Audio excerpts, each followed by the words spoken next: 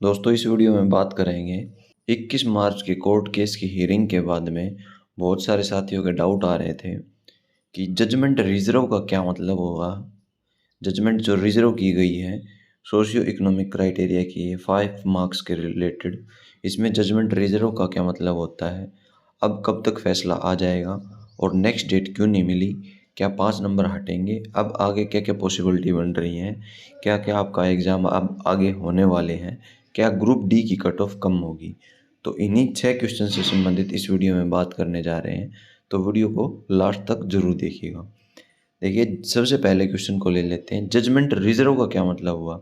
तो judgement reserve का मतलब ये होता है दोस्तों कि अब आगे आपकी कोई बहस नहीं होने वाली है सोशियो इकोनॉमिक क्राइटेरिया के इस केस से संबंधित। अब आगे कोई भी बहस नहीं होगी। जो फाइनल आर्गूमेंट है, जो फाइनल बहस थी, वह 21 मार्च को हो चुकी थी। तो अब जजमेंट रिजर्व कर दी गई है, यानी कि कोई भी देखिए सरकार के विरुद्ध में कोई भी केस होता है और जो हाईलाइटेड केस होता है उसके लिए फैसला सुनाते समय अक्सर जज क्या करते हैं, जजमेंट को रिजर्व कर देते हैं, क्योंकि जजमेंट को लिखने में टाइम लगता है। उनके द्वारा की फैक्ट्स और तथ्य दिए जाते हैं उनके फैसले के लिए कि भाई या तो 5 नंबर हम हटा रहे हैं तो वो किस बेस के ऊपर रख कर हम हटाएंगे, अगर हमने 5 नंबर नहीं हटाने का निर्णय दिया है तो वो भी किस बेस के ऊपर रख कर दिया है। इन सभी के की पॉइंट को लिखा जाता है जजमेंट में। तो वो जजमेंट थोड़ी लंबी होती है। रिजर्व इसलिए किया जाता है क्योंकि उसको बनाने में समय लगता है। तो इसलिए जजमेंट अब रिजर्व हो गई है, यानी कि अब आपकी जजमेंट तैयार की जाएगी। किसी एक दिन जज साहब सही दिन देखकर उसका जो है फैसला सुना देंगे, उस जजमेंट को सुना देंगे। अब कब तक फैसला आ जाएगा, देखिए जजमेंट रिजर्व होने का मतलब ये हो गया कि अब जज जो है अपना फाइनल फैसला सुनाएंगे। तो यह फैसला 6 महीने से पहले पहले जज को सुनाना होता है।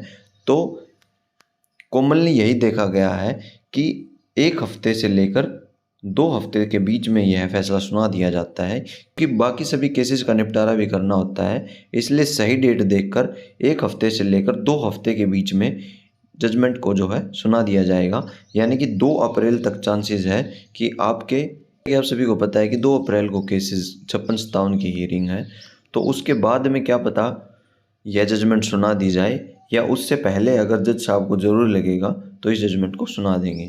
नेक्स्ट डेट इसलिए नहीं मिली क्योंकि नेक्स्ट डेट तब दी जाती है जब बहस रह जाती है।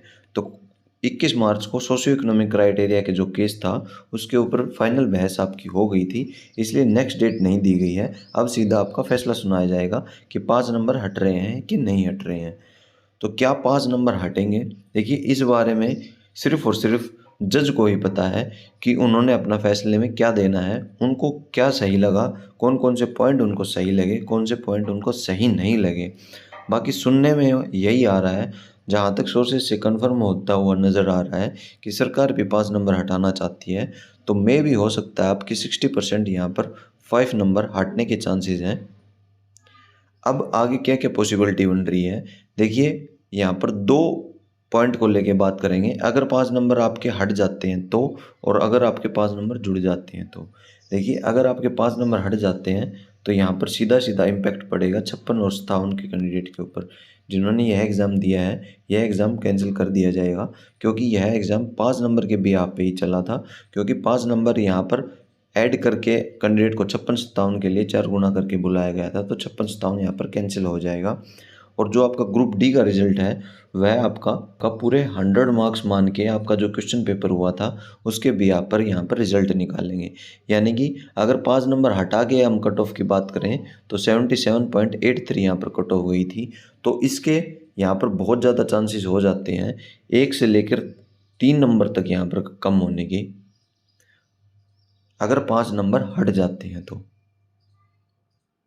क्योंकि जो 77 की कट ऑफ है वो 5 नंबर आपकी हटा के बनाई गई थी, और जितने भी बाकी आपके एग्ज़ाम हैं वो आचार संहिता के पहले या बाद में होंगे, उस चीज़ का फैसला तो सरकार ही यहाँ पर लेगी। क्योंकि लोकसभा के चुनाव के लिए आचार संहिता लगी हुई है और यह आचार संहिता 6 जून को समाप्त होगी।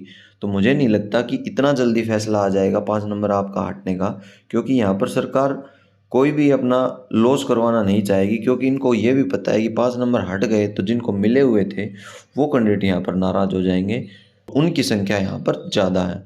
और अगर 5 नंबर बाई चांस अगर आप 5 नंबर को रख देते हैं तो फिर क्या फैसला आने वाला है। तो देखिए, अगर 5 नंबर रखे जाते हैं तो यहाँ पर आपको 56 और जो 57 का आपका पेपर है उसको हरी झंडी मिल जाएगी और इन पोस्ट के लिए आपका जल्द से जल्द डिक्लेयर कर दिया जाएगा रिजल्ट। और उसके बाद में आपका ग्रुप डी का रिजल्ट यहाँ पर जारी किया जाएगा। फाइनल 13,500 से या 14,000 जितने भी वैकेंट पद हैं उनके आधार पर यहाँ पर रिजल्ट जारी कर दिया जाएगा 5 नंबर ऐड करके, यानी कि 81 के समथिंग यहाँ पर कट ऑफ गई थी 5 नंबर मिला के। तो इस कट ऑफ का भी कम होने का यहाँ पर 2 से 3 नंबर का रीज़न यह रहेगा क्योंकि 56 और 57 के जो कैंडिडेट हैं वो ग्रुप डी को नहीं ज्वाइन करेंगे। ये 12,000 वैकेंट पद हैं, ये भर दिए जाएंगे। तो यहाँ पर कहीं ना कहीं देखा जाए तो 5 नंबर हटने और 5 नंबर जुड़ने के ऊपर यहाँ पर बहुत सारी भर्ती आपकी अटकी हुई हैं। अब आगे क्या क्या पॉसिबिलिटी बन रही है, टीजीटी का भी अभी रिजल्ट आना बाकी है, 56-57 का रिजल्ट आना बाकी है, ग्रुप डी का भी आपका रिजल्ट आना बाकी है। तो सभी का सभी आपका आधार बन रहा है यहाँ पर 5 नंबर। तो 5 नंबर एक बार हट जाएं या लग जाएं, इस चीज़ का फैसला हो जाए दोस्तों, उसके बाद में ये सिनेरियो बन पाएगा आपके आगे की भर्ती कैसे होंगी। अगर 5 नंबर हट जाते हैं तो 56-57 का एग्ज़ाम आपका दोबारा कंडक्ट करवाया जाएगा।